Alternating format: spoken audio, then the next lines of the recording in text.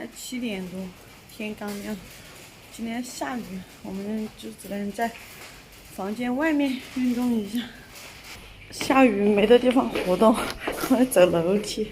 走这个楼梯还没有几十楼的那种，就只有4楼。楼梯走了，我们开始跳楼梯了，要跳上去。这吃饭要运动，早睡早起，这样才会减肥快一点。温暖真的蹦了，已经，他也2天没吃饭。现在在练瑜伽，满头大汗的，还在下雨，旁边就开始躺尸了。看我们的瑜伽垫，这是我们的防潮垫。我们都来看看吃什么。哇，哇，这是什么？蚕蛹啊！天，饺子早上都吃了，这是中午饭，我们就饿。这个连我们都吃不了。喝水。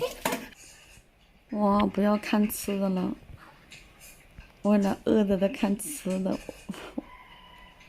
我听到这个声音真的是受不了。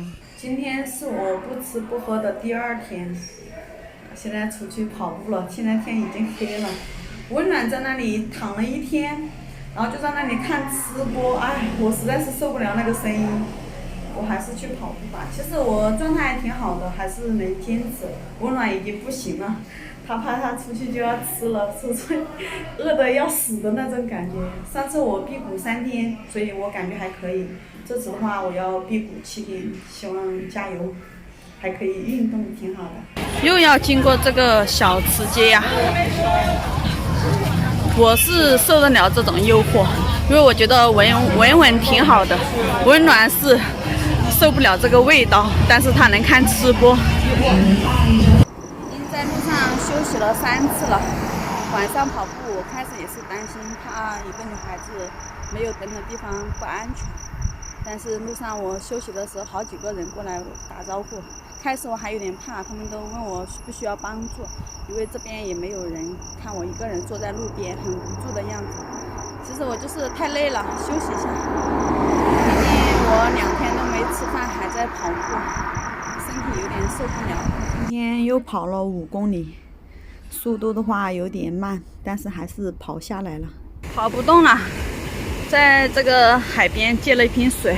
跑步已经回来了。后面都是走来了，差点没走回来。哎呀，太累了，主要昨天运动过量，今天全身疼，是很久没有运动就会全身疼。哎，温暖在那里都已经坚持不了了，他明天要开始吃东西了，我一定要坚持7天，希望明天继续坚持。看一下现在多少斤了？62.25。2天瘦了5斤。